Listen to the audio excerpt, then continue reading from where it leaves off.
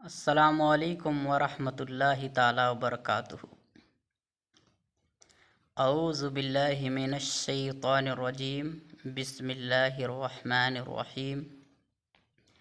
انا اعطیناک الکوثر فصل لربک وانحر ان شانئک ھو الابتر۔ جو ہم نے سورہ پڑھا ہے، اس سورت کا نام ہے سورۃ الکوثر۔ سورۃ الکوثر یہ بہت چھوٹا سا سورت ہے، ایک چھوٹا سا سورت ہے، لیکن اللہ تعالیٰ نے اس سورت میں اتنی بڑی فضیلت رکھی ہے، آپ سن کر حیران و پریشان ہو جائیں گے۔ میں دعا کرتا ہوں کہ اللہ تعالیٰ اس سورت پر ہم لوگوں کو عمل کرنے کی توفیق و رفیق عطا فرمائے، بلکہ قرآن کریم کی ہر سورت پر اللہ ہم لوگوں کو توفیق و رفیق عطا فرمائے، عمل کرنے کی توفیق دے۔ تو آئیے ہم چلیے اس سورت کے بارے میں جانتے ہیں کہ اس کی فضیلت کیا ہے، اس کی فضائل کیا ہے، اس میں اللہ نے کون سی چیز ایسی رکھی ہے جس کی فضائل بہت بڑی ہے، جس کی فضیلت بہت بڑی ہے۔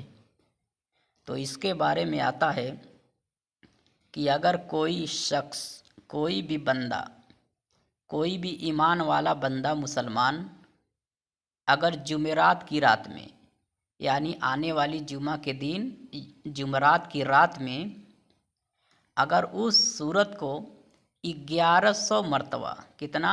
1100 مرتبہ اس کو پڑھے، عمل میں لائے، اور شرط یہ ہے کہ جب اس سورۃ الکوثر کا جب عمل کرے تو سب سے پہلے اچھی طریقے سے وضو کر لے، وضو کے ساتھ اور قبلہ کی طرف اچھے سے بیٹھ جائیں اور 1100 مرتبہ اس کو عمل میں لائیں۔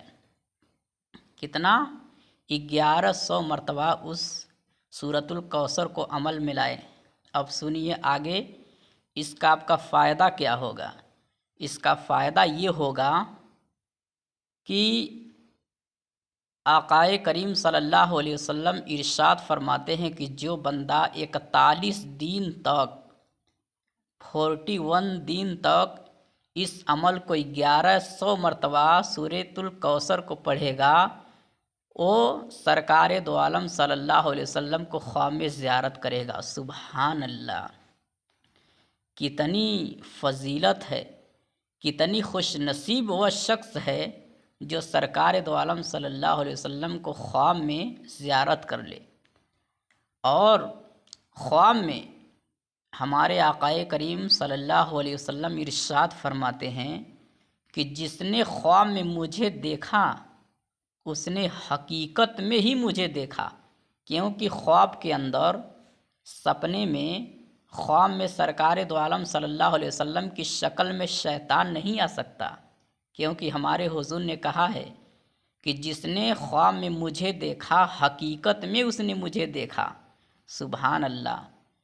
وہ بندہ کتنا خوش نصیب ہے کہ جس نے آقائے کریم صلی اللہ علیہ وسلم کو خواب میں زیارت کر لے، خواب میں دیکھ لے۔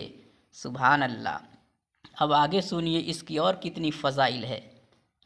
اگر کوئی بندہ، عورت ہو یا مرد ہو، کوئی بھی بندہ ہو، 5 وقت کی نماز ہوتی ہے، 5 وقت کی نماز کے بعد اگر آپ لوگ ڈیلی 7 مرتبہ سورۃ الاخلاص کو پڑھیں گے ہر نماز کے بعد، تو اللہ تعالیٰ آپ لوگوں کو اولاد عطا کرے گا۔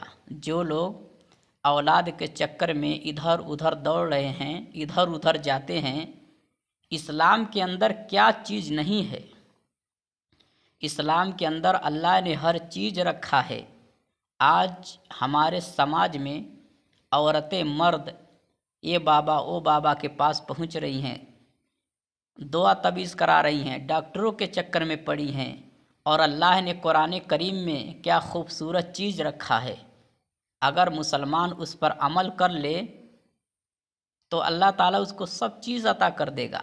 سنیے آگے کیا ہے۔ اگر ہر نماز کے بعد 7 مرتبہ سورۃ الکوثر پڑھیں گے، حالانکہ سورۃ الکوثر کوئی بڑا سورت نہیں ہے، چھوٹی سی ہے، لیکن اللہ نے اس میں کتنی فضائل، کتنی فضیلت رکھی ہے۔ جو لوگ صاحب اولاد ہیں اللہ تعالیٰ ان کو اولاد دے گا، اولاد سے نواز دے گا، اور اولاد بھی ہوگا تو صحیح زندہ سلامت ہوگا۔ سبحان اللہ، زندہ سلامت آپ لوگوں کو اولاد ملے گا۔